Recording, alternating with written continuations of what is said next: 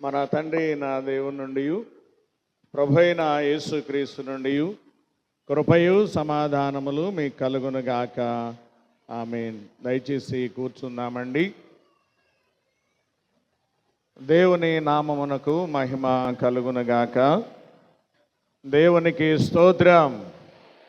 దేవుని యొక్క ఉచితమైనటువంటి కృపను బట్టి గడిచిన ఆదివారము నుండి ఈ ఆదివారం వరకు కూడా దేవుడు తన బలిష్టమైన రెక్కల క్రింద మనల్ని భద్రపరిచి ఆయన నామమును మహిమపరిచి ఘనపరిచి ఆరాధించి స్తుతించటానికి ఈ పరిశుద్ధ త్రిత్వ ఆదివారంలో మనల్ని ప్రవేశపెట్టి ఆయన నామమును మహిమపరిచి ఘనపరిచి ఆరాధించే గొప్ప భాగ్యాన్ని మనకు అనుగ్రహించినటువంటి విధానమును బట్టి మనమందరమును కూడా దేవునికి కృతజ్ఞతాస్తుతులు చెల్లించవలసిన వారమై ఉన్నామని మీకు తెలియచేస్తూ నన్ను ఇక్కడ నిలువబెట్టిన త్రియేక దేవునికి ముందుగా వందనాలు చెల్లిస్తూ కూడి వచ్చిన సంఘానికి పెద్దలకును సెక్రటరీ గారికి అందరికీ ప్రత్యేక వందనాలు తెలియజేస్తా ఉన్నాను.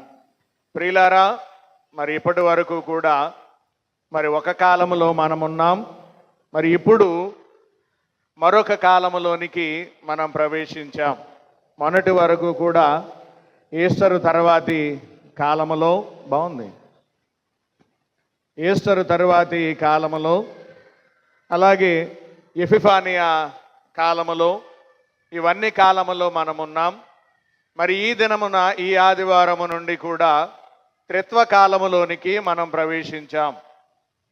ఈ త్రిత్వ కాలములో దేవుని యొక్క నామాన్ని మహిమపరిచి ఘనపరిచి ఆరాధించేటువంటి గొప్ప భాగ్యాన్ని దేవుడు మనకి అనుగ్రహించాడు.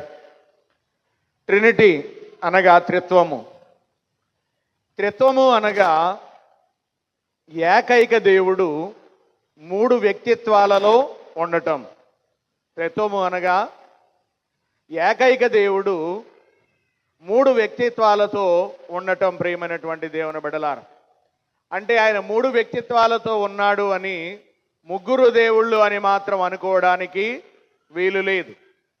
ఆయన త్రిత్వములో ఏకమై ఉన్నటువంటి దేవుడు. ప్రియ దేవుని బిడ్డలారా, వాస్తవంగా త్రిత్వం అనే పదము పరిశుద్ధ గ్రంథములో ఎక్కడా కూడా వ్రాయబడి ఉండలేదు. అయితే ఈ త్రిత్వకాలమును గురించి లేక త్రియేక దేవుని నామమును గురించి వర్ణించటానికి బైబిల్ స్కాలర్స్ అయినటువంటి వారు లేక పండితులైనటువంటి వారు వినియోగించినటువంటి పదమే త్రిత్వము. వీరు ఏమి గ్రహించారు అనంటే, దేవాది దేవుడు ఒక్కడై ఉన్నా కానీ మూడు వ్యక్తిత్వాల్ని ఆయన కలిగి ఉన్నాడు అనేటువంటి విషయాన్ని వారు గ్రహించారు.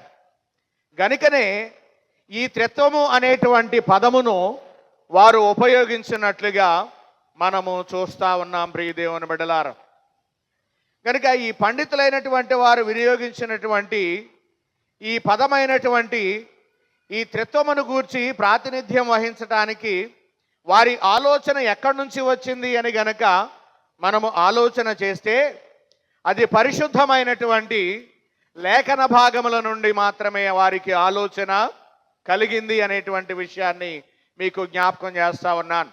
అంటే లేఖనముల యొక్క ఆధారముగా మాత్రమే వారు త్రిత్వము అనేటువంటి పదాన్ని వినియోగించారు అనేటువంటి విషయాన్ని మీకు జ్ఞాపకం చేస్తా ఉన్నాను. ప్రియులారా, మరి ఈ సమయంలో దేవుడు ఒకే దేవుడు. దేవుడు ఒకే దేవుడు అయితే ముగ్గురు విభిన్న వ్యక్తులలో ఆయన ఉన్నాడు, వ్యక్తులుగా ఆయన ఉన్నాడు అనేటువంటి విషయాన్ని వాక్యము తెలియపరుస్తుంది. దీనికి ఆధారము లేఖనమే లేక వాక్యమే. అదేమిటి అనంటే, యేసుక్రీస్తు ప్రభువారే స్వయంగా తన నోటితో ఆయన మాట్లాడినటువంటి మాటను ఒకసారి ఆలోచన చేద్దాం.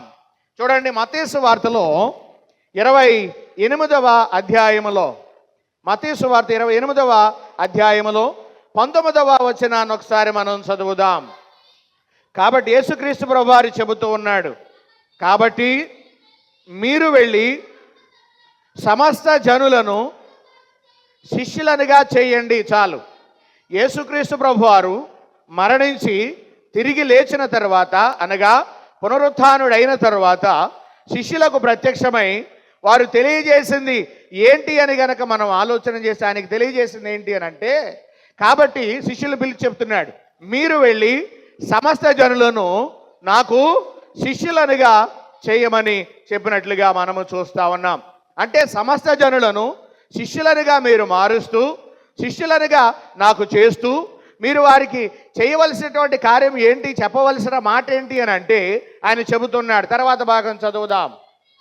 చూడండి, తండ్రి యొక్కయు కుమారుని యొక్కయు పరిశుద్ధాత్మ యొక్కయు నామములోనికి వారికి బాప్తిస్మమివ్వండి అని చెబుతా ఉన్నాడు. యేసుక్రీస్తు ప్రభువారే స్వయంగా చెప్పినటువంటి విషయం ఏంటి అని అంటే, చూడండి, మీరు వెళ్ళి సమస్త జనులను నాకు శిష్యులుగా చేయండి, తండ్రి యొక్కయు కుమారుని యొక్కయు పరిశుద్ధాత్మ యొక్కయు నామములోనికి వారికి మీరు బాప్తిస్మం ఇవ్వండి అని చెప్పినట్లుగా మనము చూస్తూ ఉన్నాం. అంటే దీనిని బట్టి మనకు అర్థమైంది ఏంటి అని అంటే, తండ్రి, కుమార, పరిశుద్ధాత్మ అనేటువంటి నామము ఒక ఆయనకు ఉంది. అది దేవాది దేవుని యొక్క నామం. ఇక్కడ రాయబడినది మనం గమనిస్తే తండ్రి, కుమార, పరిశుద్ధాత్మ నామములలోనికి అనలేదు. బాగా గమనించాలి. ఇక్కడ ఒకే మాట, ఒకే పదం వాడాడు. తండ్రి, కుమార, పరిశుద్ధాత్మ నామములోనికి. నామము అన్నాడు. నామములు బహువచనం, నామము ఏకవచనం. ఇక్కడ గమనించాలి. ఇక్కడ కనుక నామములోనికి అన్నాడు. అంటే ఆయన త్రిత్వమై ఉన్నాడు అనటానికి, త్రిత్వములో ఏకమై ఉన్నాడు అనటానికి ఈ లేఖన భాగమే మనకి ఆధారము. ప్రియమైనటువంటి దేవుని బిడ్డలారా, అలా తరువాత అపోస్తులు కూడా మరి వచ్చినటువంటి విశ్వాసులకు వాక్యం చెప్పిన తర్వాత వారిని ఆశీర్వదిస్తూ పలికినటువంటి మాటలు కూడా మనము చూడగలిగితే మనం చూద్దాం. చూడండి, కొరింథీయులకు రాసినటువంటి 2వ పత్రికలో 13వ అధ్యాయములో 13వ వచనం నుంచి మనం చదువుదాం. పరిశుద్ధులందరూ మీకు వందనములు చెప్పుచున్నారు. ఎవరు వీళ్ళు? అపోస్తులు. ఎవరు వీరు? అపోస్తులు. వందనములు చెబుతూ అక్కడ ఉన్నటువంటి వారిని వారు దీవించిన విధాన్ని మనము చూస్తే, చదువమ్మా. ప్రభు అయిన యేసుక్రీస్తు కృపయు దేవుని ప్రేమయు పరిశుద్ధాత్మ సహవాసమును మీ అందరికీ తోడైయుండునుగాక అన్నారు. అంటే ఇక్కడ మనం ఆలోచన చేస్తే అపోస్తులు కూడా ఆశీర్వదించినటువంటి విధానాన్ని మనము చూస్తే వారు త్రిత్వ ఆశీర్వాదాన్ని ఇస్తా ఉన్నారు. ఇక్కడ అదేంటి అని అంటే, ప్రభు అయిన యేసుక్రీస్తు కృప, దేవుని ప్రేమ, పరిశుద్ధాత్మ సహవాసం, ఈ మూడింటిని వారు వినియోగించారు. అంటే త్రిత్వమును తెలియజేస్తా ఉన్నారు. త్రిత్వములో ఉన్నటువంటి ఏకత్వాన్ని అపోస్తులు తెలియచేస్తున్నట్లుగా మనము చూస్తూ ఉన్నాం. ప్రియమైనటువంటి దేవుని బిడ్డలారా, అంటే వారు కూడా తండ్రి, కుమార, పరిశుద్ధాత్మ నామమును బట్టి ఆశీర్వదించినటువంటి విధానమును మనము చూస్తూ ఉన్నాం. అలాగే మన ఆరాధన చివరిలో కూడా మీరందరూ మరి ఇంటికి వెళ్ళబోయే ముందు సేవకుని ద్వారా లేక యాజకుని ద్వారా ఎటువంటి ఆశీర్వాదాన్ని మనం పొందుకుంటాము అని గనక మనం ఆలోచన చేస్తే, చూడండి, ఏమని పొందుకుంటాం? ప్రభు నిన్ను ఆశీర్వదించి నిన్ను కాపాడునుగాక అంటూ చెబుతున్నటువంటి ఆశీర్వాదములో తండ్రి ఉన్నాడు, కుమారుడు ఉన్నాడు, పరిశుద్ధాత్ముడు కూడా ఉన్నట్లుగా మనము చూస్తూ ఉన్నాం. ప్రియమైనటువంటి దేవుని బిడ్డలారా, అంటే ఈ వాక్య భాగములే త్రిత్వమునకు ఆధారములై ఉన్నాయి అనేటువంటి విషయాన్ని మీకు జ్ఞాపకం చేస్తూ ఉన్నాను.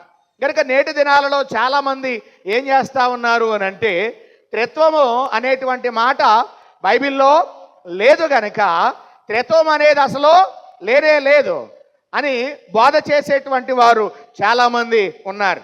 కనుక నేటి దినాలలో నేనేమి గొప్పోడని మాట చెప్పట్లేదు, కానీ మిడిమిడి జ్ఞానముతో, ఏమండి, మిడిమిడి జ్ఞానముతో ఏదో మాకు తెలుసు అన్నటువంటి ఆలోచనతో చెప్పుకుంటూ వెళ్ళిపోతున్నారే తప్ప పరిశుద్ధ గ్రంథమును పూర్తిగా చదివి అవగాహన చేసుకుని దానిని గ్రహించి వాక్యాన్ని చెప్పేవారు చాలా తక్కువ మంది ఉన్నారు అనేటువంటి విషయాన్ని మీకు జ్ఞాపకం చేస్తున్నాను.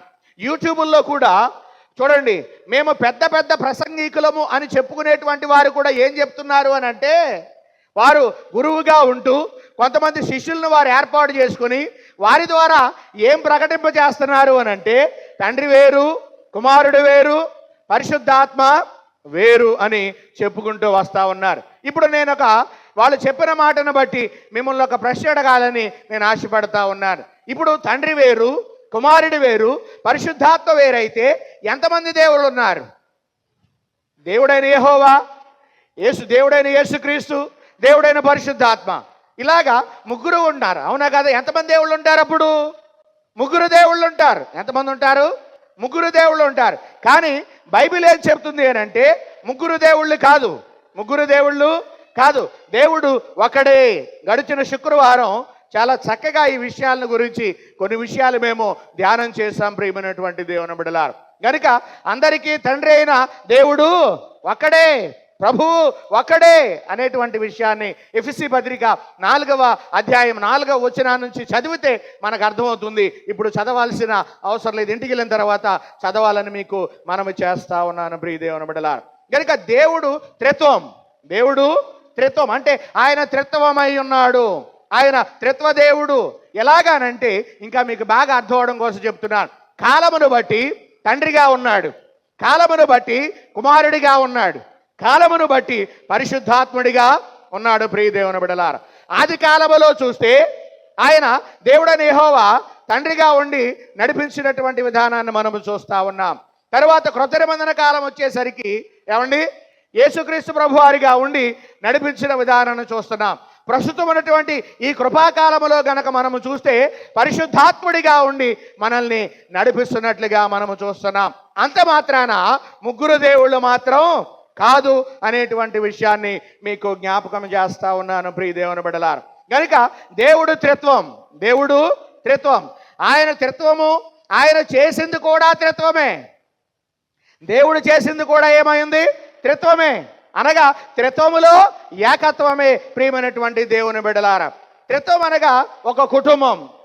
చూడండి, ఆ కుటుంబంలో, కుటుంబం అనేది ఏంటంటాం మనం ఆలోచన చేస్తే, తండ్రి, తల్లి, కుమారుడు ఉంటే దాన్ని ఏమంటాం? కుటుంబము అని అంటాం. అలాగే కుటుంబ వ్యవస్థ ఎలాగుందో దేవుడు కూడా అలాగే కుటుంబ వ్యవస్థగా ఉన్నాడు. తండ్రి, కుమార, పరిశుద్ధాత్మ ప్రియమైనటువంటి దేవుని బిడ్డలారా. అయితే ఇక్కడ మనం ఆలోచన చేస్తే ఒకే కుటుంబంలో తండ్రి, తల్లి ఎలాగైతే కుమారుడిగా ఉంటారో త్రిత్వములో కూడా ఆయన కూడా ఒక కుటుంబంగా ఉన్నాడు అనేటువంటి విషయాన్ని మీకు జ్ఞాపకం చేస్తా ఉన్నాను. అంటే కుటుంబంలో ఎలాగ త్రిత్వం ఉందో దేవునిలో కూడా అటువంటి త్రిత్వము ఉన్నది అనేటువంటి విషయాన్ని మీకు జ్ఞాపకం చేస్తా ఉన్నాను. చూడండి, మనం ఆలోచన చేస్తే ఆది కాండములో 1వ అధ్యాయములో 26వ వచనాన్ని మనం చదువుదాం. దేవుడు మన స్వరూపమందు మన పోలిక చొప్పున నరులను చేద్దాము అని అనుకున్నాడు. ఇక్కడ దేవుడు చెబుతున్నటువంటి మాట, లేక త్రిత్వదేవుని గురించి వ్రాయబడినటువంటి మాట పరిశుద్ధ గ్రంథములో మనము చూస్తే, దేవుడు మన స్వరూపమందు మన పోలిక చొప్పున అని అన్నాడు. ఇక్కడ మన అంటే 2 లేక అంతకంటే ఎక్కువ, 1, 2 లేక అంతకంటే ఎక్కువ మన అనేటువంటి మాట. ఆ తర్వాత 27వ వచనం అంటాడు, దేవుడు తన స్వరూపమందు తన పోలిక చొప్పున. వినాలి ఇక్కడ జాగ్రత్తగా.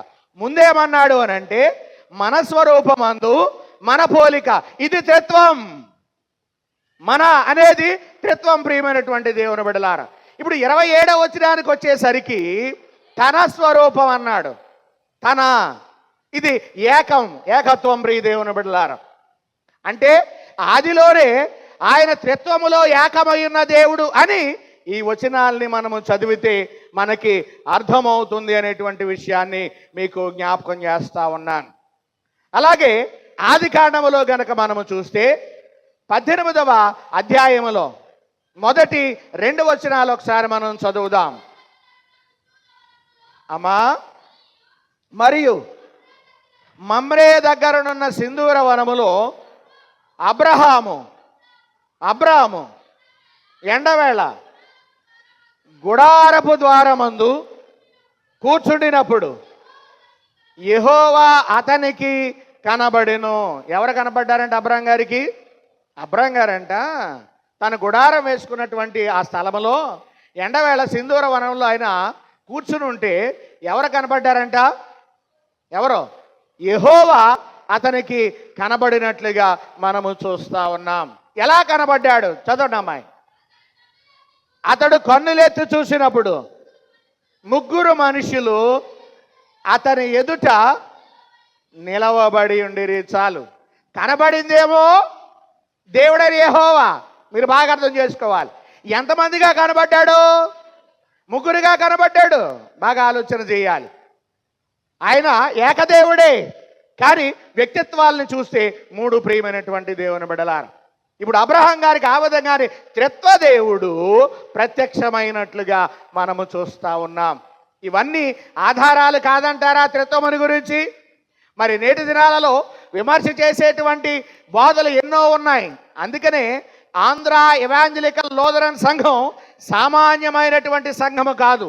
వాక్యం అనే పునాది మీద కట్టబడిన సంఘము గనుక ఇటువంటి భిన్నాభిప్రాయాలు బోధించే ఆ బోధనలను మనము ఎదుర్కొనగలిగిన జ్ఞానము కలిగిన వారముగా, వాక్య జ్ఞానము కలిగిన వారముగా మనం ఉండాలి అనేటువంటి విషయాన్ని మీకు జ్ఞాపకం చేస్తా ఉన్నాను.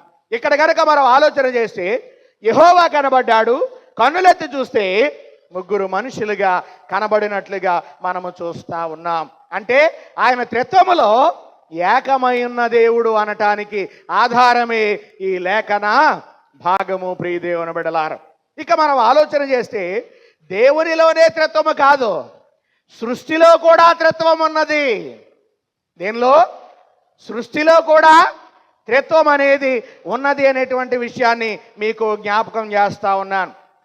సృష్టిలో ఉన్నటువంటి త్రిత్వాలు ఏంటి అని గనక మనం ఆలోచన చేస్తే కొన్ని రకాలైనటువంటి త్రిత్వములను గురించి మీకు నేను జ్ఞాపకం చేయాలని ఆశపడతా ఉన్నాను. ప్రియమైనటువంటి దేవుని బిడ్డలారా, అందులో మొట్టమొదటిగా మనము చూస్తే లోకములో ఉన్న త్రిత్వం గురించి చెబుతున్నాను.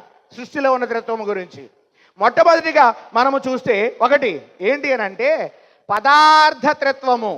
ఏంటది? పదార్థ త్రిత్వము అంటే ఘన, ద్రవ, వాయు పదార్థం అంటారు. పదార్థములో కూడా ఏముంది అని అంటే త్రిత్వం ఉంది. మనం గమనించాలి. పదార్థ త్రిత్వం అనగా ఘన పదార్థము, ద్రవ పదార్థము, వాయు పదార్థం అని ఉన్నాయి, మనం గమనించాలి. ఇక రెండవదిగా నీటి త్రిత్వము అంటే నీటిలో కూడా త్రిత్వం ఉన్నది. నీటిలో కూడా ఏముంది? త్రిత్వం ఉంది. చూడండి, ఎలాగని మనం ఆలోచన చేస్తే నీరు, 2 మంచు, 3 ఆవిరి, ఇవన్నీ నీటికి సంబంధించినయే. ఈ 3 కూడా నీటిలో కూడా త్రిత్వం ఉన్నది అనేటువంటి విషయాన్ని మీకు జ్ఞాపకం చేస్తున్నాను. ఇక మూడవదిగా చూస్తే స్థల త్రిత్వము అంటే స్థలములో కూడా త్రిత్వం అనేది ఉన్నది. ప్రియదేవుని బిడ్డలారా, అదేంటి అని అంటే స్థలమును మనం ఆలోచన చేస్తే, స్థలము గురించి ఆలోచన చేస్తే స్థలాన్ని కొలిచేటప్పుడు ఏం వాడతారు అని అంటే పొడవు, ఎత్తు, వెడల్పు. పొడవు, ఎత్తు, వెడల్పు ఖచ్చితంగా వాడతారు. అంటే స్థలములో కూడా ఏముంది? త్రిత్వం ఉన్నది. ప్రియమైనటువంటి దేవుని బిడ్డలారా, ఇక నాలుగవదిగా మనము చూస్తే శక్తి త్రిత్వము. శక్తి త్రిత్వము అంటే శక్తిని కొలిచేటప్పుడు శక్తిని గురించి ఎలాగా మాట్లాడతారు అని అంటే 1 శక్తి, 2 చలనము, 3 వేగము గురించి మాట్లాడతారు. ప్రియ దేవుని బిడ్డలారా, అంటే శక్తిలో కూడా ఏమున్నది అని అంటే త్రిత్వం అనేది ఉన్నది అనేటువంటి విషయాన్ని మీకు జ్ఞాపకం చేస్తున్నాను. ఇక 5వదిగా మనము చూస్తే సమయత్రిత్వము. కాలానికి కూడా త్రిత్వం ఉన్నది. సమయానికి చూడండి, సమయత్రిత్వము గురించి మీకు తెలియజేస్తున్నాను. కాలాన్ని గురించి తెలియచేయడం, లేక సమయాన్ని గురించి తెలియచేయడానికి ఏమని మాట్లాడతారు అని అంటే చూడండి, భూత, భవిష్యత్, వర్తమాన కాలము అని అంటారు. భూత, భవిష్యత్, వర్తమాన కాలములు అంటారు. వర్తమాన, భూత, భవిష్యత్ కాలము ఇది వాడుక భాష గనుక చూడండి, దేనికి త్రిత్వం ఉన్నదంటే సమయానికి కూడా త్రిత్వం అనేది ఉన్నది. ఇప్పుడు మనం ఆలోచన చేస్తే మొట్టమొదటికి పదార్థమును చేసిన వాడు ఎవరో? దేవుడే. మనం ఆలోచన చేయాలి. 2 నీటిని చేసిన వాడెవరు? దేవుడే. మనం ఆలోచన చేయాలి. 3, స్థలమును అనగా భూమిని ఇచ్చిన వాడెవరు? దేవుడే. ప్రియమైనటువంటి దేవుని బిడ్డలారా, అలాగే శక్తినిచ్చినటువంటి వాడెవరు? దేవుడే. ప్రియ దేవుని బిడ్డలారా, అలాగే సమయాన్ని అంటే కాలమునిచ్చినటువంటి వాడెవరు? కాలములను సమయములను దేవుడు తన స్వాధీనం అందించుకొని ఉన్నాడు అని మనం చదువుతూ ఉంటాం. ఇవన్నీ ఆయన సృజించినవే గనక ఆయనే త్రిత్వం. ఆయన చేసినవి కూడా, సృజించినవి కూడా ఏంటి చెప్పండి? త్రిత్వములే. ప్రియమైనటువంటి దేవుని బిడ్డలారా, ఇక చూడండి, కాలములు లోకములో ఉన్నటువంటి త్రిత్వాలను మనం తెలుసుకున్నాం. దేవుడు త్రిత్వం అయినాడని మనం తెలుసుకున్నాం. ప్రియ దేవుని బిడ్డలారా, అలాగే దేవుడు సృజించిన వాటిలో త్రిత్వం ఉంది. బాగా ఆలోచించాలి. 1, దేవునిలో త్రిత్వం ఉన్నది. 2, దేవుడు సృజించిన వాటిలో త్రిత్వం ఉన్నది. 3, దేవుడు నిర్మించిన వాటిలో కూడా ఏముంది? త్రిత్వం ఉంది. ఏంటి దేవుడు నిర్మించింది? ఆదికాండములో 2వ అధ్యాయములో 7వ వచనాన్ని మనం చదువుదాం. దేవుడైన యెహోవా నేల మంటితో నరుణ్ణి నిర్మించాడు. ప్రియ దేవుని బిడ్డలారా, ఎవరిని? నరుని నిర్మించారు అంటే తన చేతులతో చేశాడు. నిర్మించడం అంటే దాని అర్థం అదే. దేవుడైన యెహోవా నేల మంటితో నరుని చేశాడు. ఆ నరునిలో కూడా త్రిత్వం ఉన్నది. ఆ నరునిలో కూడా ఏముంది? త్రిత్వం ఉందండి. ఒకటి చెప్తాను వినండి. నరునిలో ఉన్న త్రిత్వం ఏంటి, లేక మనిషిలో ఉన్నటువంటి త్రిత్వం ఏంటి అని అంటే, శరీరం, 2 ప్రాణం, 3 ఆత్మ. శరీరం, ప్రాణం, ఆత్మ, ఈ 3 కూడా మనము గమనించాలి. మనిషిలో కూడా త్రిత్వం ఉన్నది అనేటువంటి విషయాన్ని మీకు జ్ఞాపకం చేస్తున్నాను. ఇప్పుడు ఆ మనిషి రక్షించబడాలి. ఇది దేవుని యొక్క ఉద్దేశం. మనిషి రక్షణ పొందటంలో కూడా త్రిత్వం ఉన్నది. మనిషి రక్షణ పొందడంలో కూడా ఏముంది? త్రిత్వం ఉన్నది. రక్షణ పొందడం అంటే మనం ఏమంటాం? బాప్తిస్మం పొందడం అని అంటాం. బాప్తిస్మం పొందడం అంటాం. బాప్తిస్మములో కూడా త్రిత్వం ఉన్నది అనేటువంటి విషయాన్ని మీకు జ్ఞాపకం చేస్తున్నాను. చాలామందికి ఈ విషయం తెలియదు. మీరెప్పుడు కూడా విని ఉండరు. ప్రియమైనటువంటి దేవుని బిడ్డలారా, బాప్తిస్మంలో కూడా త్రిత్వం ఉన్నది. ఏంటి చెప్తాను వినండి బాగా. 1, బాప్తిస్మాలేని చెప్పడం వినండి, చెప్తున్నాను వినండి. 1 చిలకరించేస్తారు, 2 ముంచిస్తారు, 3 జెండా కింద ఇస్తారు. మీకు తెలుసో తెలీదు? జెండా కింద అంటే చాలామందికి తెలియదు. సాల్వేషన్ ఆర్మీ వారు ఒక జెండాను పట్టుకుని దాని నీడ క్రింద వెళ్ళిపోమని చెబుతారు. అది కూడా పరిశుద్ధ గ్రంథము నుంచే వారు ఆలోచన చేసి ఏర్పాటు చేసుకున్నారు. నీటిలో ముంచడం కూడా పరిశుద్ధ గ్రంథము నుంచే ఏర్పాటు చేసుకున్నారు. చిలకరించడము కూడా పరిశుద్ధ గ్రంథము నుంచి ఏర్పాటు చేశారు. ఈ 3 పరిశుద్ధ గ్రంథములో ఉన్నాయి. కానీ దీని అవగాహన తెలియక, బాప్తిస్మం యొక్క అవగాహన తెలియక చాలామంది ఏం చేస్తున్నారంటే, ఇక్కడ చిలకరించుకుని మరో చోటకి వెళ్ళి ముంచుకుంటున్నారు, మరో చోటకి వెళ్ళి ములుగుతున్నారు. అప్పుడు ఎన్ని బాప్తిస్మాలు పొందావు నువ్వు? బాప్తిస్మాలు ఏంటి అసలు?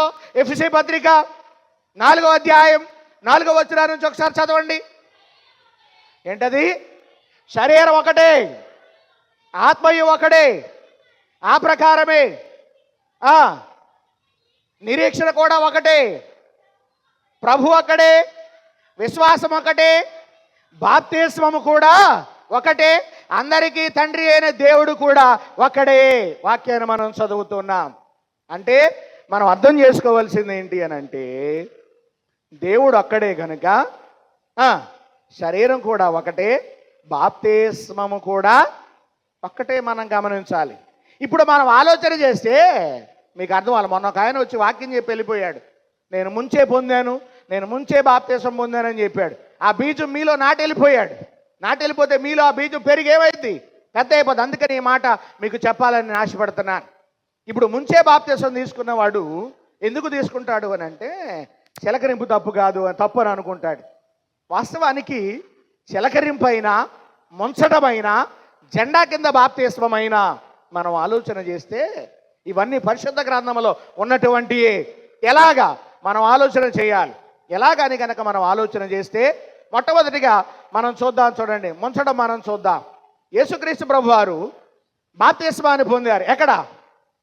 యొర్దాను నదిలో. యొర్దాను కాదది, యొర్దాను. యొర్దాను నదిలో ఆయన ఏం పొందాడు? బాప్తిస్మాన్ని పొందాడు. ఎలాగా? నీటిలో మునిగి బాప్తిస్మం పొందాడు. కాబట్టి యేసు ప్రభు బాప్తిస్మం నీటిలో మునిగి పొందాడు కాబట్టి అదే కరెక్ట్ అంటున్నారు. అదే కరెక్ట్ అంటున్నారు చాలామంది. అర్థమవుతుందా మీకు? చాలామంది చెప్పేది అదే. ఇక రెండవదిగా మనం ఆలోచన చేస్తే చిలకరించటం. రెండవదిగా చిలకరించటం. ఇది ముంచు బాప్తిస్మమేమో పెంతుకోస్తు సంఘాల వారు పాటిస్తూ ఉంటారు. చిలకరింపు బాప్తిస్మమేమో ఆంధ్ర ఏవంక లోదరన్ సంఘం అలాగే ఆర్సీఎం వారు చిలకరింపు బాప్తిస్మాన్ని ఇస్తూ ఉంటారు. ఇక సాల్వేషన్ ఆర్మీ అనేటువంటి సంఘం ఉంది, అనగా రక్షణ సైన్యము అనేటువంటి సంఘం. వారేమో జెండా కింద బాప్తిస్మం ఇస్తూ ఉంటారు. మరి జెండా కింద బాప్తిస్మం బైబిల్లో ఉందా అని కనుక మనం ఆలోచన చేస్తే వారు దానిని దేనిని సాదృశ్యంగా తీసుకున్నారయ్యా అని కనుక మనం ఆలోచన చేస్తే, ప్రియ దేవుని బిడ్డలారా, ఇక్కడ మనం గమనించవలసిన విషయం ఒకటి ఉంది. కొరింథీయులకు రాసినటువంటి మొదటి పత్రికలో 12వ అధ్యాయంలో 10వ అధ్యాయం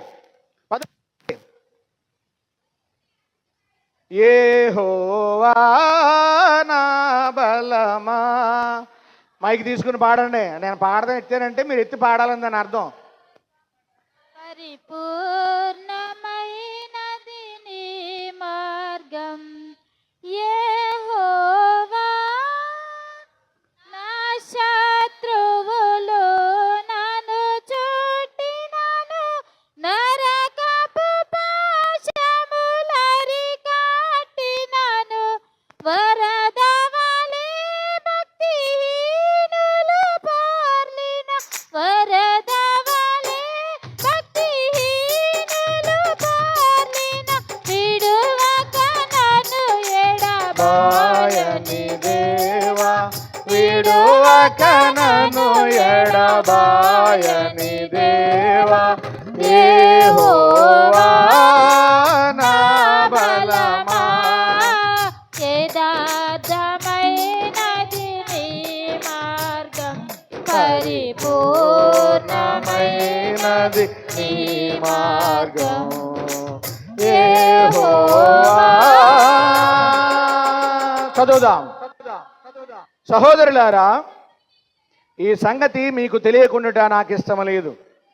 అదేదనగా మన పితరులందరూ మేఘము క్రింద నుండి వారందరూ సముద్రములో నడిచిపోయిరి. అందరూ మోషేను బట్టి మేఘములోను సముద్రములోను బాప్తిస్మము పొందిరి. చాలు. దేనిలో పొందారంట? మేఘంలో బాప్తిస్మం పొందడం అంటే పైకి వెళ్ళారా? దాని అర్థం అది కాదు. ఆ మేఘము యొక్క నీడ క్రింద వారు ఏం పొందారు? బాప్తిస్మం పొందారు. దీనిని సాదృశ్యంగా చేసుకుని రక్షణ సైన్యం వారు బాప్తిస్మాన్ని ఇస్తారు. ప్రియమైనటువంటి దేవుని బిడ్డలారా, ఇక మూడవదిగా బాప్తిస్మం గురించి చెప్పాను. మూడవది ఏంటి? చిలకరించడం. మూడవది ఏంటి? చిలకరించడం. మరి ఇది ఎక్కడ ఉంది? ఇది ఎక్కడ ఉంది అని అంటే చూద్దాం. చూడండి, ప్రకటన గ్రంథములో 19వ అధ్యాయములో 13వ వచనాన్ని మనం చదువుదాం. రక్తములో ముంచబడిన వస్త్రము ఆయన ధరించుకొని ఉండెను. చాలు. రక్తములో ముంచబడిన వస్త్రమును ఆయన ధరించుకొని ఉన్నాడు. ముంచబడిన అనేటువంటి మాటకి ఒక అంకేసి దాని అర్థాన్ని కింద ఫుట్ నోట్లో ఇచ్చాడు. చూడండి, అంటే చిలకరించిన అని అర్థం. ముంచబడిన అన్న మాటకి చిలకరించిన అని కూడా అర్థము. ప్రియమైనటువంటి దేవుని బిడ్డలారా, అంటే చిలకరించడం అంటే ముంచడమే, ముంచడం అని అంటే చిలకరించడమే. ఇది తెలియక ఈ రెండు ఏమనుకుంటున్నారు అని అంటే వేరు వేరు అనుకుంటున్నారు. ఇప్పుడు మీకు బాగా అర్థం అవడం కోసం ఎలాగ మొదలు పెట్టాం కనుక ఇంకా త్రిత్వం అనేది ముగియలేదు. ఆ తర్వాత 2 పాఠాల్లోకి వెళ్ళాలి. ఈ వారం లేట్ అయిన ఇది పండగ. ఈరోజు ఏ పండగ? త్రిత్వ పండుగ. దాని గురించి బాగా క్షుణ్ణంగా మనం తెలుసుకుందాం. ఇప్పుడు చిలకరించడం అంటే ఎలాగా? చిలకరించడం అంటే ఎలాగా? చిలకరించడం అంటే ఇలాగా? ఓకే, బాగా చెప్పారు. చిలకరించడం అంటే ఇలాగంట. చిలకరించడం దేంతోటి ఇప్పుడు చెప్పండి? ఆ? నీళ్లతో. అది చిలకరించడం అంటే నీళ్లతో, ముంచడం అంటే నీళ్లలో. బాగా మనం ఆలోచన చేయాలి. చిలకరించడం ఏమో నీళ్లతోటి, ముంచడం ఏమో నీళ్లలోను. ప్రియదేవుని బిడ్డలారా, ఇప్పుడు మనం ఆలోచన చేద్దాం. ఈ రెండు పదముల యొక్క అర్థం ఏంటి అని కనుక మనం ఆలోచన చేస్తే, యోహాను సువార్తలో మొదటి అధ్యాయములో మనము చూద్దాం. ప్రియదేవుని బిడ్డలారా, చూడండి 1వ అధ్యాయములో 31వ వచనం మనం చూద్దాం. నేను ఆయనను ఎరుగనైతిని గాని ఆయన ఇశ్రాయేలుకు ప్రత్యక్షమగుటకు నేను నీళ్లలో బాప్తిస్మం ఇచ్చుచూ వచ్చి తిని. ఆగండి. 33వ వచనం, నేను ఆయనను ఎరుగనైతిని గాని నీళ్లలో బాప్తిస్మం ఇచ్చుటకు నన్ను పంపినవాడు అని అంటా ఉన్నాడు. నీళ్లలో అనేటువంటి మాట అక్కడ ఉంది కదా, ఒక అంకి అక్కడ వేసుంది. దాని అర్థం ఫుట్ నోట్లో ఉంది, చూడండి. నీళ్లలో లేక, ఆ మాట చదవరే, అది నీళ్లలో లేక నీళ్లతో. బాగా అర్థమైందా మీకు? ఆ తర్వాత మరొక మాట మనం చదువుదాం. అదే 33వ వచనములో, ఆయనే పరిశుద్ధాత్మలో బాప్తిస్మం ఇచ్చువాడని నాతో చెప్పాను. చూడండి, పరిశుద్ధాత్మలో అనేటువంటి మాటకు అర్థమే ఉంది, పరిశుద్ధాత్మతో. అర్థమైంది ఇప్పుడు మీకు? పరిశుద్ధాత్మతో లేక పరిశుద్ధాత్మలో. బాగా ఆలోచన చేయాలి. అంటే నీళ్లతో అంటే చిలకరించడం, నీళ్లలో అంటే ముంచడం. నీళ్లలో అంటే ముంచడం. ఇప్పుడు చిలకరించినా కరెక్టే కాదో చెప్పండి? చిలకరించడం కరెక్టే కాదా? ఎవడన్నా విమర్శిస్తే నా దగ్గరకు తీసుకురండి, నేను ఖచ్చితంగా సమాధానం చెబుతాను. ఆంధ్ర ఏమంక లోదన సంఘం యొక్క బాప్తిస్మం కరెక్ట్ కాదు అన్నవాడు ఎవడన్నా ఉంటే తీసుకురండి నా దగ్గరికి, నేను చెప్తాను సమాధానం. నీళ్లలో అంటే ముంచడం, నీళ్లతో అంటే చిలకరించడం. ఇంకోటి ఏంటి? నీడ క్రింద అంటే జెండా కింద బాప్తిస్మం ఇవ్వటం. 3 ఉన్నాయి ఇక్కడ మనకి, మనం ఆలోచన చేస్తే.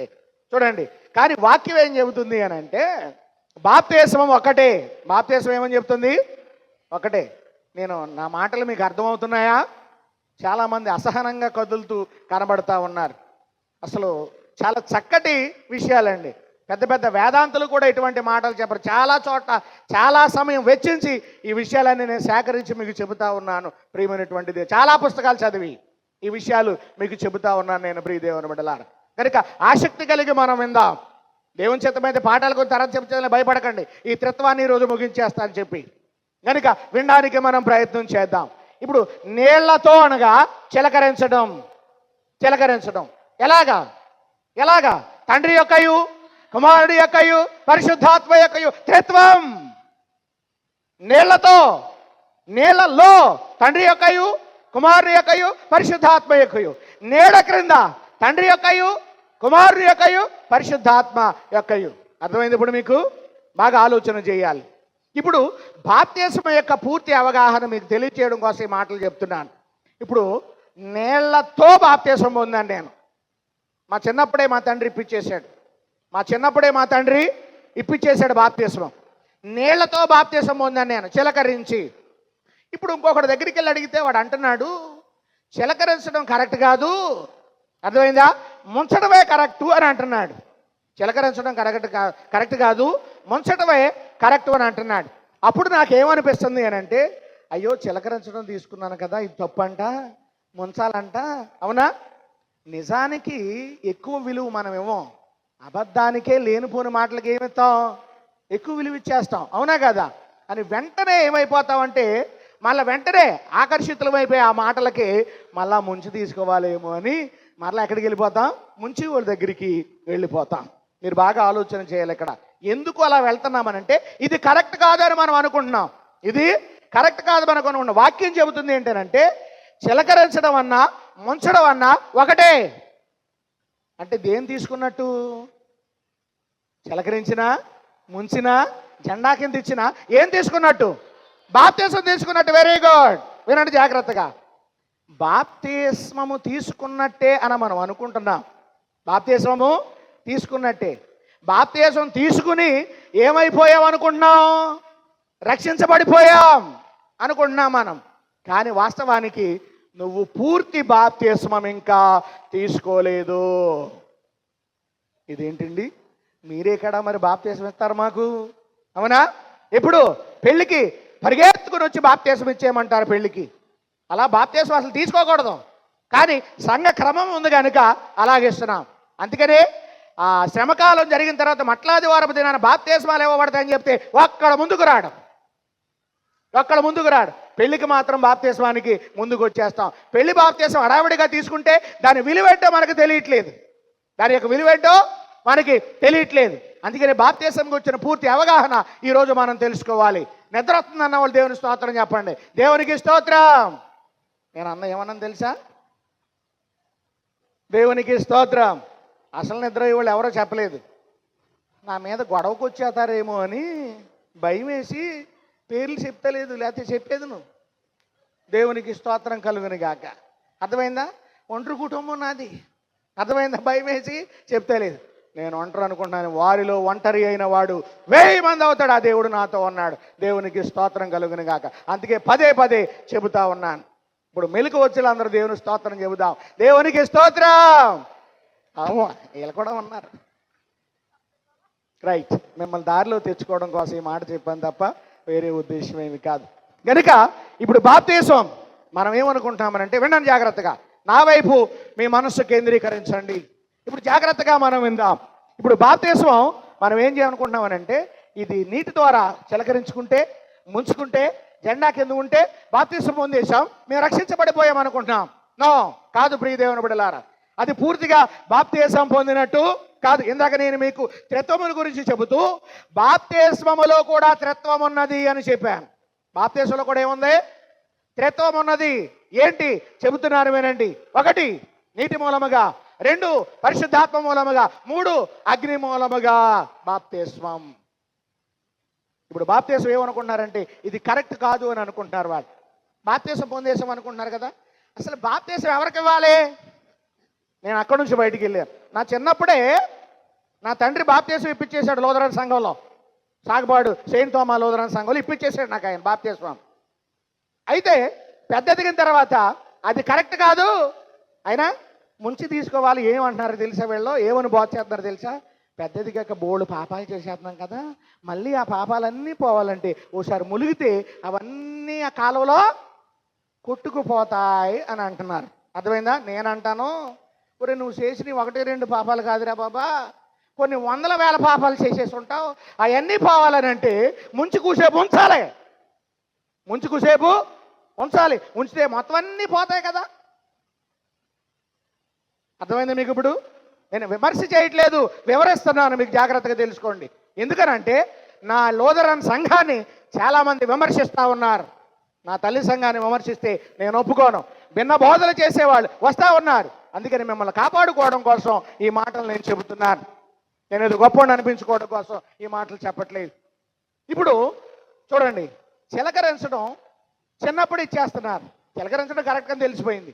లూథరన్ సంఘములో చిన్నప్పుడే ఇస్తారు అబ్బాయి. ఎప్పుడు ఇస్తారో చిన్నప్పుడే ఇస్తారు. ఇప్పుడు మిమ్మల్ని ప్రశ్న అడుగుతున్నాను, చిన్నప్పుడు బాప్తిస్మం ఇవ్వచ్చా? చిన్నప్పుడు బాప్తిస్మం ఇవ్వచ్చా? మా సంఘ పెద్ద గారు అన్నారు ఇవ్వచ్చు అని అన్నాడు. మరి మీరేమంటారు? ఎవరో రాజుగారు అన్నాడా? ఓకే, రాజుగారు కనుక ఏమన్నా మనం వింటాం. దేవునికి స్తోత్రం, ఏమి అనం. రైట్, వినండి జాగ్రత్త. చిన్నప్పుడు బాప్తిస్మం ఇవ్వచ్చా పిల్లోడికి? సండే స్కూల్ టీచర్ గారు అంటారు అన్నారు. అన్నమా లేదా? వెరీ గుడ్, ఇవ్వకూడదు అని అంటారు. మరి మీరేమంటారు? ఇవ్వకూడదు. వెరీ గుడ్, చాలామంది చెప్పారు ఇవ్వకూడదని. ఎవడు చెప్పాడు నీకు ఇవ్వకూడదని? ఎవడు చెప్పాడు నీకు? అసలు బాప్తిస్మం ఎవరికి ఇవ్వాలి? మార్కు సువార్తలో 16వ అధ్యాయంలో 16వ వచనం త్వరగా చదవండి. నమ్మి బాప్తిస్మము పొందినవాడు రక్షింపబడును. అంటే బాప్తిస్మం ఎవరికి ఇవ్వాలి? నమ్మునుడికి బాప్తిస్మం ఇవ్వచ్చు. నమ్మిన ప్రతివాడు కూడా ఏం తీసుకోవచ్చు? ఏమి నమ్మినవాడు? యేసుక్రీస్తు ప్రభువాన్ని నా రక్షకుడు అనేటువంటి నమ్మినవాడు, ఆయన నా పాపాల్ని క్షమిస్తాడు అని నమ్మకం కలిగిన ప్రతివాడు కూడా ఏం తీసుకోవచ్చు? బాప్తిస్మం తీసుకోవచ్చు. మరి మీరు అనొచ్చు, నమ్మినోడికి కదండి బాప్తిస్మం, మరి చిన్నపిల్లోడికి అయ్యేవి తెలియదు కదండి. మరి బాప్తీసం ఇవ్వచ్చని అంటున్నారేంటి? మీకు డౌట్ రావచ్చు. చిన్నపిల్లోడికి నమ్మకం ఉంటుందా? చిన్నపిల్లోడికి చెప్పండి ఒకసారి. చిన్నపిల్లోడికి నమ్మకం ఉంటుందా? ఉండదంట. మనకే ఉండాలంటున్నారు మా పాస్టర్మ గారు. వాళ్ళకు ఉండదంటున్నారు. మీకు అర్థమైందా? వినండి జాగ్రత్తగా. చిన్నపిల్లోడికి నమ్మకం ఉందో లేదో చూద్దాం. చూడండి 22వ కీర్తన 9వ వచనం. 22వ కీర్తన 9వ వచనం త్వరగా. 22. గర్భము నుండి నన్ను తీసిన వాడవు నీవే కదా, నేను నా తల్లి యొద్ద స్తన్యపానము చేయుచుండగా నీవే కదా నాకు నమ్మిక పుట్టించితివి. స్తోత్రం చెప్పండి. దేవునికి స్తోత్రం. చేతులు పట్టా లేదా? దేవునికి స్తోత్రం. మంచిది, మీరు చెప్తే వింటారు నాకు తెలుసు, అందుకే మరలా చెప్పాను. వినండి జాగ్రత్తగా. చూడండి, పిల్లోడికి నమ్మకం ఉంటుందా అని అంటే ఉంటుందని వాక్యం చెబుతుంది. ఇక రాయబడిన మాట మనం చూస్తే, గర్భము నుండి నన్ను తీసిన వాడవు నీవే కదా, నేను నా తల్లి యొద్ద స్తన్యపానము చేయుచుండగా అన్నాడు. స్తన్యపానం అంటే పాలు తాగుతూ ఉండగా. తల్లి ఒడిలో పాలు తాగుతూ ఉన్నప్పుడే దేవుడు పిల్లవాడి మనసులో ఏం పుట్టించాడో? నమ్మకాన్ని పుట్టించాడండి. పిల్లవాడి మనసులో ఏం పుట్టించాడు? నమ్మకాన్ని పుట్టించాడు. మరి పిల్లవాడికి నమ్మకం ఉంది కనుక ఇవ్వచ్చా? బాప్తీసం ఇవ్వకూడదా? దేవునికి స్తోత్రం చెప్పండి. ఇవ్వచ్చు. అందుకే చెప్పారు, ఇవ్వద్దన్నవాడు తీసుకురండి చెప్తాను నేను. అర్థమవుతుంది మీకు? ఇప్పుడు ఇవ్వచ్చు బాప్తీసం ఖచ్చితంగా. పిల్లోడికి బాప్తీసం ఇవ్వచ్చు.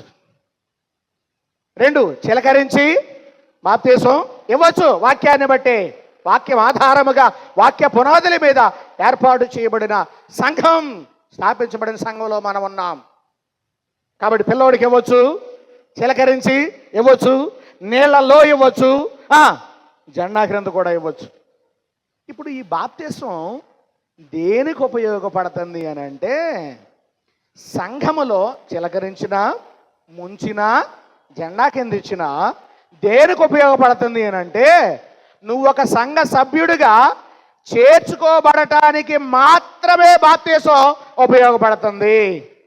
నువ్వు బాప్తీసం పొందినప్పుడు యాజకుడు నీ దగ్గరకు వచ్చి బాప్తీసం ఇచ్చిన తర్వాత ఏం చెప్తాడో తెలుసా? మిగిలిన పెద్దల్ని పిలిచి సంఘానికి చెప్పే మాట, ఈ రోజు నుంచి ఈ ఫలానా వ్యక్తి బాప్తీసం తీసుకున్నారు కాబట్టి ఈ రోజు నుండి సంఘ సభ్యులుగా, మీ తోడి సంఘ సభ్యులుగా వారిని చేర్చుకొని ప్రభరాత్రి భోజన సంస్కారములలోను, సంఘ వ్యవహారాల్లో, సంఘ విషయాల్లో వారికి మీరు పాలు అనుగ్రహించి దేవుని యొక్క వాక్య ప్రకారం విశ్వాసంలో వృద్ధి పొందినట్లు వారు మీరు సహాయకులుగా ఉండాలి వారికని చెబుతాడు. ప్రియ దేవుని బిడ్డలారా, బాప్తీసం తీసుకోబోతే, నిర్ధారణ తీసుకోబోతే సంఘంలో సభ్యులుగా చేర్చబడినట్టే.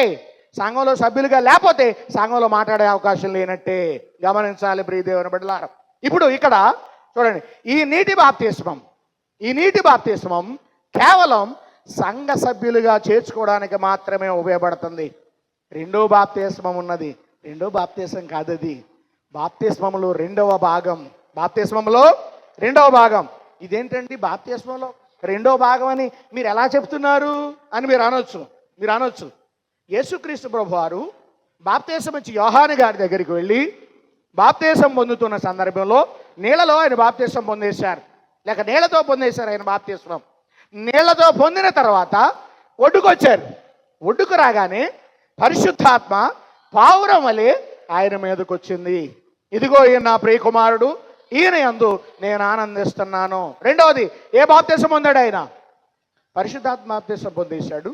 పరిశుద్ధాత్మను పొందాకే శ్రమలను అనుభవించడానికి సిద్ధపడ్డాడు. మీరు గమనించాలి. పరిశుద్ధాత్మ పొందేశాడు. పరిశుద్ధాత్మను పొందిన తర్వాత మీరు ఆలోచన చేయండి, యేసుప్రభు వారు ఏమన్నాడు తెలుసా? లూకాసు వార్త 12వ అధ్యాయం 50వ వచనం. లూకాసు వార్త 12:50 త్వరగా చదవాలి. యేసుప్రభు అంటున్నాడు, అయితే ఆయన అంటున్నారు, యేసుప్రభు వారు, అయితే నేను పొందవలసిన బాప్తిస్మం ఒకటి ఉన్నదే, అది నెరవేరు వరకు నేనెంతో ఇబ్బంది పడుతున్నాను అని అన్నాడు. అంటే అప్పటికి యేసుప్రభు వారు బాప్తిస్మం పొందలేదా? మీరు బాగా అర్థం చేసుకోవాలి. ఇప్పుడు అప్పటికి యేసుప్రభు వారు బాప్తిస్మం పొందలేదా అండి? మాట చెప్పరేంటండి, ముగించేస్తానులే, అంత బిగుసుకుపోయి బాధపడకండి. మనం టైం మనుషులం అయిపోయాం, అవునా? ఇదివరకు అసలు టైం అంటే ఏంటో లెక్క ఉండేది కదా, ఎంతసేపు అయినా వంటకి ఇష్టపడేవాళ్ళం. ఇప్పుడు టైం టు టైం మనం అయిపోవాలి. ఏఐ యుగంలో మనం ఉన్నాం, అవునా? టైం మనుషులం అయిపోతున్నాం. కొద్దిసేపు ఏమి దేవుని వాక్యాన్ని తెలుసుకుంటే తప్పేమీ కాదు. ఎందుకంటే పోయిన వారం సెక్రటరీ గారు పాపం లెక్కలన్నీ చెప్పేశారు, ఇబ్బంది కలగకుండా ఈ వారం రైట్ వినడానికి మనం ప్రయత్నం చేద్దాం. కాబట్టి ఎక్కడ ఆగిపోయాం?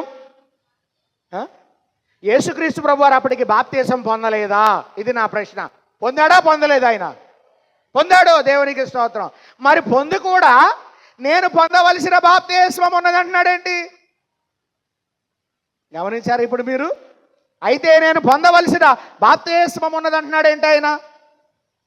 వినండి, అప్పటికి ఆయన బాప్తీస్మములో ఎన్ని భాగాలు పొందాడు అని అంటే 2 భాగాలు మాత్రమే పొందాడు. బాప్తీసం ఒకటే, భాగాలు 3. దేవుడు ఒకటే, భాగాలు 3. శరీరం ఒకటే, భాగాలు 3.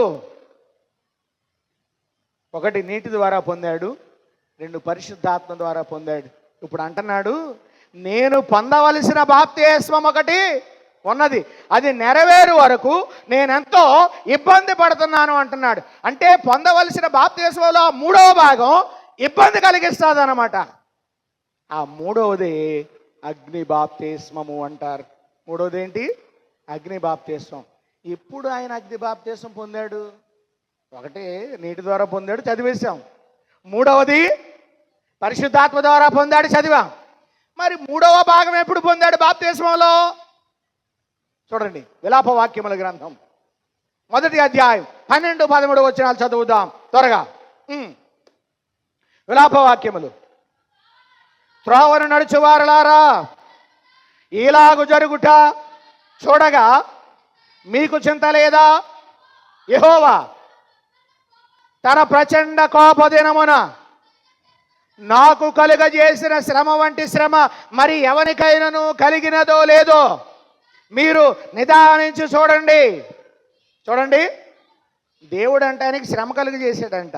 ఏంటి ఆ శ్రమ? పరము నుండి ఆయన నా ఎముకల మీదకి అగ్ని ప్రయోగించి ఉన్నాడు, అది నన్ను ఎడతెగక కాల్చుచు ఉన్నది. చాలు, అగ్ని బాప్తిస్మము అనగా శ్రమలకు సాదృశ్యం. ఈ బాప్తిస్మములో 3 భాగాలు పొందితేనే బాప్తిస్మం పొందినట్లు లెక్క. మనమేమనుకుంటున్నామని అంటే ఇక్కడ పొందేశాం, అయిపోయింది అని మనం అనుకుంటున్నాం. మిగిలిన 2 భాగాలని విడిచిపెట్టేస్తున్నాం.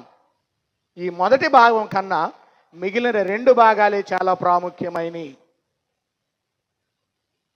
1 నీటి ద్వారా, 2 ఆత్మ ద్వారా, 3 అగ్ని ద్వారా బాప్తిస్మం పొందాలి. అంటే అగ్ని బాప్తిస్మం అనేది శ్రమలకు సాదృశ్యం. అందుకని ఆయన ఏమన్నాడు తెలుసా? శ్రమలు లేనివాడు నావాడు కాడు. చెప్పేశాడు ఆయన, చెప్పేశాడు. అగ్ని బాప్తిస్మం అంటే శ్రమలండి. రక్షించబడ్డాక ఒకటి శ్రమ ఎక్కడ ప్రారంభం తెలుసా? ఇంటి నుంచి ప్రారంభమవుద్ది మొట్టమొదట. 2 వీధి నుంచి ప్రారంభమవుద్ది. 3 సంఘము నుండి ప్రారంభమవుద్ది. 4 సమాజము నుండి ప్రారంభమవుద్ది. ఈ 4 కాలాల్లో శ్రమ పొందాల్సిందే. బాప్తిస్మం పొందాడు. నరుడికి 4 కాలాలు అన్నారు చూసారా? ఒక్కొక్క కాలంలో అలా శ్రమ వస్తూ ఉంటుంది. అందుకని ఆయన ఏమన్నాడు తెలుసా? అంతము వరకు సహించిన వాడే బాప్తిస్మం పొందడం అంటే అర్థం అదండి. అంతము వరకు సహించాలి. అందుకనే నీటి ద్వారా, ఆత్మ ద్వారా, అగ్ని ద్వారా అన్నాడు. ఈ శ్రమలకు తట్టుకోలేక పక్కకి వెళ్ళిపోతే బాప్తిస్మాన్ని పొందినట్టు కాదు. అప్పుడు రక్షించబడినట్లు కాదు. అందుకని అన్నాడు అంతము వరకు సహించిన వాడే రక్షించబడు. దీన్ని బట్టి మీకు అర్థమైంది అనుకుంటున్నాను. బాప్తిస్మములో కూడా ఏముంది? త్రిత్వం అనేది ఉన్నది. ప్రియమైనటువంటి దేవుని బిడ్డలారా, గనుక దేవాది దేవుడు తండ్రి ఆది నుంచి ఉన్నాడు, కుమారుడు ఆది నుంచి ఉన్నాడు, పరిశుద్ధాత్మ కూడా ఆది నుంచే ఉన్నాడు. వీరందరూ కూడా కాలమును బట్టి తండ్రిగాను, కుమారునిగాను, పరిశుద్ధాత్మనిగాను వారు ఏం చేశారో బయలుపరుచుకున్నారు. ప్రియ దేవుని బిడ్డలారా, కుమారుడు తనను తానే స్వయంగా బయలుపరుచుకున్నాడు. అవునా కాదా? తండ్రి ఆది నుంచి ఉన్నాడు. పరిశుద్ధాత్మ కూడా ఏం చేస్తున్నాడంటే వాళ్ళు చెప్పే విషయాల్ని వారికిని సంఘానికి మధ్య ఐక్యతను కలుగజేస్తా ఉన్నాడు పరిశుద్ధాత్ముడు. ఇదే త్రిత్వం అంటే. త్రిత్వములో ఏకమన్నా కూడా ఇదే ప్రియ దేవుని బిడ్డలారా. ఇక త్రిత్వం అంటే అసలు ఏంటి అని మనం ఆలోచన చేస్తే, త్రిత్వం అనగా త్రియేక దేవునిని ఒప్పుకోవడమే. త్రిత్వం అనగా త్రియేక దేవునిని ఒప్పుకోవడమే. ఇక ఆలోచన చేస్తే ఎవరైతే దేవుని సంపూర్ణ రక్షణ ప్రణాళికను తిరిగి జ్ఞాపకం చేసుకుంటారో వారే త్రిత్వ దేవుణ్ణి అంగీకరించిన వారుగా ఉంటారు ప్రియ దేవుని బిడ్డలారా. గనుక త్రిత్వం అనగా తండ్రి, కుమార, పరిశుద్ధాత్మలో ఏకమైనటువంటి దేవుడు త్రిత్వదేవుడు ప్రియ దేవుని బిడ్డలారా. గనుక ఆ త్రిత్వ దేవుణ్ణి మనము రక్షకుడిగా అంగీకరించాలి. అంగీకరించకపోతే మనము రక్షణ పొందలేం. బాప్తిస్మములోని త్రిత్వ భాగాలను కూడా మనం పొందాలి. పొందకపోతే రక్షించబడలేం. ఈరోజు చెప్పాల్సినవి చాలా ఉన్నాయి. అసలు ఈరోజు పాఠాల్లోకే నేను వెళ్ళలేదు. చెప్పాల్సినవి చాలా ఉన్నాయి. ఈరోజు పాఠాలను కనుక మనం ఆలోచన చేస్తే 2 మాటలు చెప్పి ముగించేస్తాను. ఒక పాఠం గురించి 2, ఒక పాఠం గురించి 2. అందులో ఏంటి అని అంటే, యేసు ప్రభు వారి దగ్గరికి ఎవరు వచ్చారు? నికోదేము వచ్చాడు. ఎవరి దగ్గరికి వచ్చాడు నికోదేము? యేసు ప్రభు అంటే ఎవరు ఇప్పుడు? త్రిత్వదేవుడు. యేసు ప్రభు అంటే ఎవరు ఇప్పుడు? త్రిత్వదేవుడు అండి. త్రిత్వదేవుడు. ఇంకా దేవుని గురించి చిన్న ఎగ్జాంపుల్ చెప్తాను మీకు బాగా అర్థం అవడం కోసం. మీ అందరికీ కోడిగుడ్డు తెలుసు కదా? కోడిగుడ్డు తెలియని వాళ్ళు ఎవరు ఉండరు. ఆపదలు అదే ఆదుకుంటుంది ఎక్కువసేపు మనల్ని. అవునా కాదా? ఏమీ లేకపోతే అర్జెంటుగా కొట్టేసి వేసేసుకుంటాం. అవునా కాదా? కోడిగుడ్డు అందరికీ తెలిసిందే. ఇప్పుడు కోడిగుడ్డుని చూస్తే ఒకటిగానే ఉంటుంది. దాన్ని విడదీస్తే 3 భాగాలు ఉంటాయి. 1 పెంకు, 2 తెలుపు సొన, 3 పసుపు పచ్చని సొన అంటారు. అర్థమైందా? భాగాలుగా విడదీస్తే 3, కానీ విడదీయక ముందు 1. దేవుడు కూడా అంతే, త్రిత్వములో ఏకమైన దేవుడు.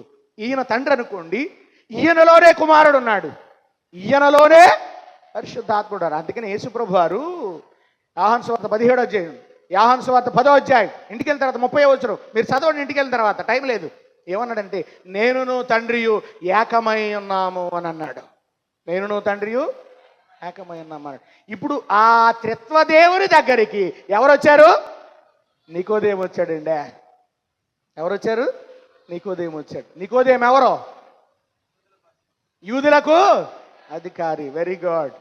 ఈ నికోదేము ఆయన దగ్గరికి వచ్చి, అయ్యా నువ్వు దేవుని దగ్గర నుంచి వచ్చాడు అని నాకు తెలుసు, దేవుడు నీకు తోడైంటే తప్ప ఇటువంటి కార్యాలు ఎవరో చేయలేరు అని చెప్పేసరికి నికోదేము అసలు ఎందుకు వచ్చాడో అక్కడ అర్థమైపోయింది. నికోదేము అడుగుతా వచ్చాడు ఏంటంటే, నేను దేవుని రాజ్యానికి వెళ్ళాలంటే ఏం చేయాలని అడగటానికి వచ్చాడు. దేవుని రాజ్యానికి వెళ్ళాలంటే ఏం చేయాలని అడగడానికి వచ్చాడు. యేసుప్రభు ఆంతర్యం గ్రహించి ఏమన్నాడు తెలుసా? 3వ అధ్యాయం 3వ వచనం. అందుకు యేసు అతనితో, ఒకడు నీటి మూలముగాను ఆత్మూలముగాను జన్మిస్తే తప్ప దేవుని రాజ్యాన్ని చూడలేడు అన్నాడు. చాలే, వద్దులే, చెప్పేశాడు కదా. నీటి మూలముగాను చెప్పాడా? మనం ధ్యానించిన వాక్యం ఎందులో ఉందా? మీరు బాగా ఆలోచించాలి. అంటే ఎవరికి అర్థం అవ్వలేదు దేవుని రాజ్యానికి ఎలా వెళ్ళాలనేది? ధర్మశాస్త్రోపదేశకుడు అండి నికోదేము, యూదుల అధికారి. అందుకని యేసుప్రభు ఏమన్నాడు తెలుసా? ఒకడు కొత్తగా జన్మిస్తే తప్ప దేవుని రాజ్యానికి వెళ్ళాడు అన్నాడు. కొత్తగా అంటే నేను మరలా ముసలోడు అయిపోయిన మా అమ్మగారు బాలోకి నేను ఎలా పుట్టాలని అడిగాడు. అప్పుడు దేవుడు ఏమన్నాడు తెలుసా? భూలోక సంబంధమైన సంగతులు నువ్వు గ్రహించుకుంటున్నప్పుడు పరలోక సంబంధమైన సంగతులు చెప్తే నీకేమర్థం అవుతుంది? ఒకడు నీటి మూలంగా ఆత్మూలంగా జన్మించాలి అని అన్నాడు. అంటే ప్రసంగీకుడికి కూడా పరలోకం వెళ్ళాలంటే ఎలాగో దారి తెలియదు. అర్థమైంది మీకు? ఇప్పుడు నికోదేము గొప్ప ప్రసంగికుడు అండి. సన్హెడ్రిన్ సభలో ఒక సభ్యుడు, 70 మంది ఉంటారు, ఆ 70 మందిలో ఒక సభ్యుడు నికోదేము. యేసు ప్రభుతో మాట్లాడిన తర్వాత యేసు ప్రభు యొక్క శిలువ శ్రమల సమయంలో యేసు ప్రభు పక్షంగా మాట్లాడిన వాడు కూడా నికోదేము ఉన్నాడు.